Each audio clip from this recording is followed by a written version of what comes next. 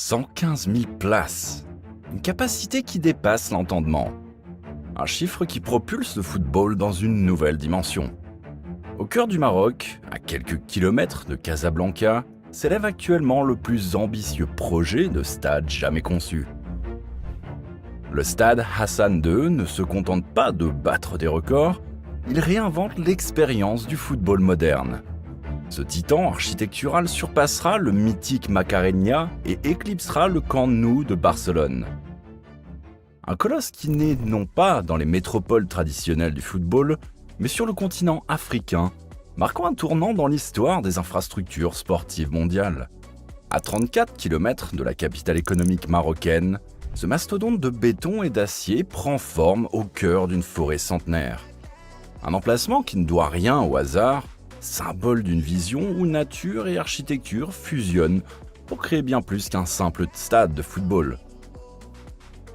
Le projet, estimé à 5 milliards de dirhams, soit près de 480 millions d'euros, représente l'aboutissement d'une quête de 2 décennies pour doter le Maroc d'une enceinte capable d'accueillir les plus grands événements du football mondial. Mais avant de vous révéler les secrets de sa conception révolutionnaire et les défis titanesques de sa construction, remontons le fil du temps pour comprendre comment ce projet pharaonique est devenu réalité. Bienvenue sur Mystère Divin, Où nous vous dévoilons les projets qui redéfinissent les limites de l'architecture sportive. L'histoire du stade Hassan II est celle d'une persévérance acharnée, marquée par une succession de projets avortés et de renaissance. Tout commence en 2004, lorsque le Maroc postule pour l'organisation de la Coupe du Monde 2010. Un premier projet grandiose voit le jour, mais s'évanouit avec l'attribution de la compétition à l'Afrique du Sud. En 2010, le gouvernement relance l'initiative. Le cabinet Archidesign de Casablanca, associé au studio SAU de Paris, reçoit alors un stade audacieux inspiré de la Rose des Sables. Le site choisi, Sidi Moumen. Mais les études géologiques révèlent des failles importantes dans les sous-sols, condamnant ce deuxième projet à rejoindre les archives de l'histoire. Les années suivantes voient défiler différentes propositions. Tite Melil en 2010, puis l'AREF en 2011. Chaque tentative se heurte à des obstacles techniques ou financiers. Le rêve marocain d'un stade monumental semble s'éloigner, jusqu'à la candidature pour le Mondial 2026. Une nouvelle fois, le projet renaît de ses cendres, cette fois-ci à El Mansouira. Une déclaration d'utilité publique permet l'acquisition de 50 hectares dans la zone de Ben Slimane, mais l'attribution de la Coupe du Monde 2026 au trio nord-américain met à nouveau le projet en pause. C'est finalement l'annonce historique d'octobre 2023 qui change la donne. Le Maroc devient co-organisateur de la Coupe 2030 aux côtés de l'Espagne et du Portugal. Cette fois, plus question de reculer. Le site d'El Mansouira, à 34 km de Casablanca, est définitivement choisi pour accueillir ce qui deviendra le plus grand stade du monde. L'emplacement retenu n'est pas un choix anodin. Niché au cœur de la forêt de Ben Slimane, un trésor naturel de 58 000 hectares, le stade s'inscrit dans un écosystème unique. Cette forêt, qui représente 25% de la superficie boisée de la région, abrite une biodiversité exceptionnelle. Des vallées verdoyantes, des lacs naturels, des grottes mystérieuses et une faune endémique rare. Le défi ? Intégrer une structure monumentale de 115 000 places dans cet environnement sensible, tout en préservant l'équilibre écologique fragile de la zone. Le projet ne se contente pas d'occuper l'espace, il doit se fondre dans son environnement, devenir une extension naturelle du paysage forestier qui l'entoure. Le complexe sportif s'étendra sur 100 hectares, faisant de lui le deuxième plus grand au monde dans sa catégorie. Mais contrairement au méga-projet du Moyen-Orient, construit ex nihilo dans le désert, le stade Hassan II doit composer avec un environnement vivant, riche d'histoire et de biodiversité. Une contrainte qui s'est transformée en opportunité pour les architectes, poussés à repenser fondamentalement la relation entre architecture sportive et nature.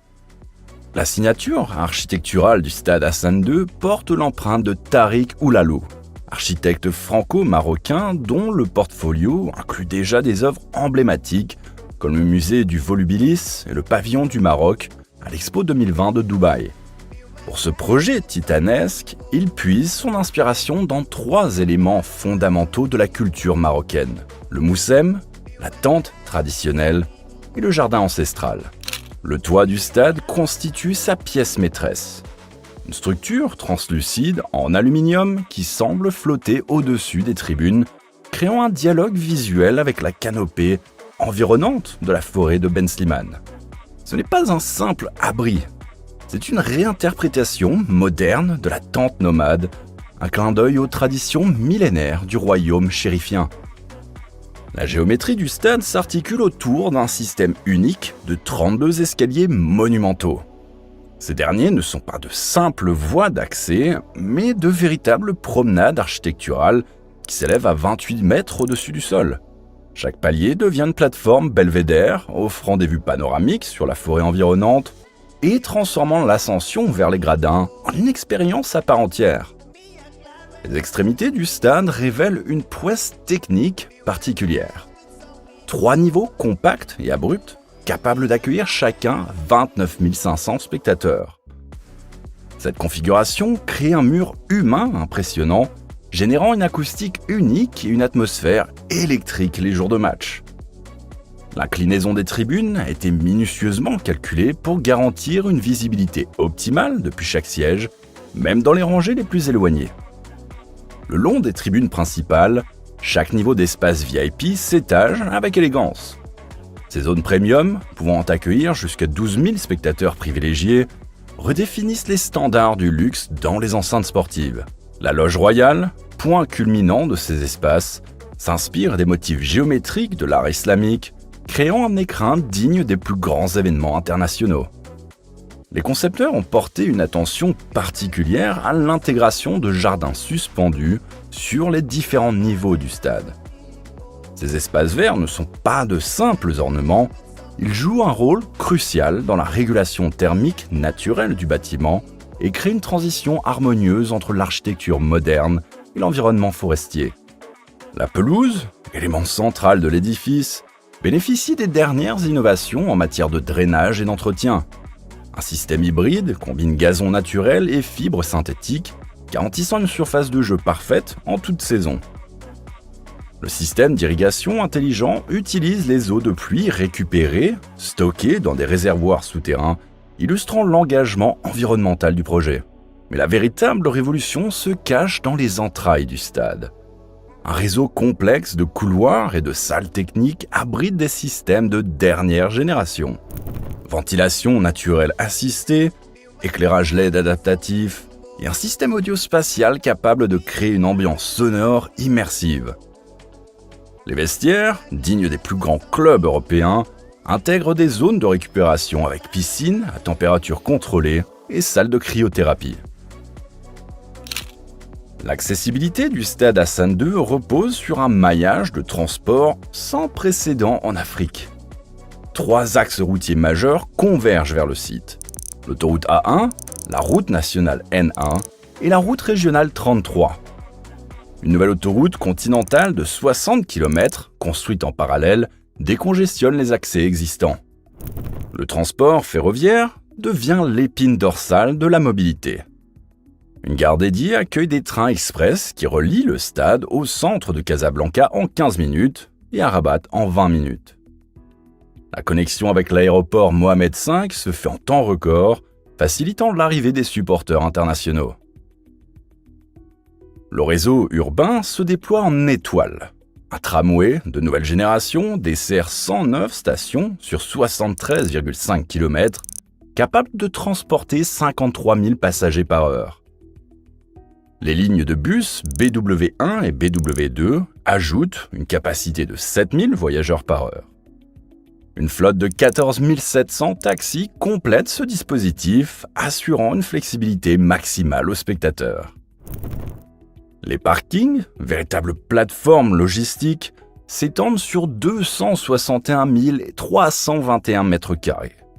4 zones distinctes accueillent 10 463 véhicules, organisés pour fluidifier les entrées et sorties massives les soirs de match. Le stade Hassan II n'est que la partie émergée d'un complexe sportif titanesque. Un stade d'athlétisme de 25 000 places complète l'offre pour les compétitions d'élite. 4 terrains d'entraînement reproduisent exactement les conditions de la pelouse principale, permettant aux équipes de s'acclimater parfaitement. Une salle omnisport modulable accueille basketball, volleyball et handball au niveau international. La piscine olympique, dotée d'un toit rétractable, répond aux standards les plus exigeants de la FINA.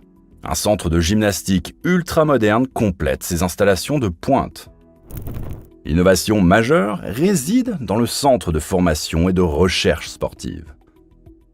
Des laboratoires d'analyse du mouvement côtoient des salles de simulation atmosphérique permettant aux athlètes de s'entraîner dans des conditions reproduisant celles de n'importe quel stade du monde. La construction dans la forêt de Ben Slimane impose des contraintes uniques. Les architectes ont développé une méthodologie de construction suspendue. Les grues opèrent sur des rails surélevés, minimisant l'impact au sol. La terre excavée est intégralement réutilisée pour modeler le paysage environnant. Le système de gestion des eaux pluviales devient un modèle d'ingénierie verte. Les toitures collectent l'eau de pluie, dirigée vers des bassins de rétention qui alimentent non seulement l'irrigation du stade, mais aussi maintiennent l'équilibre hydrique de la forêt environnante. La biodiversité bénéficie d'une attention particulière.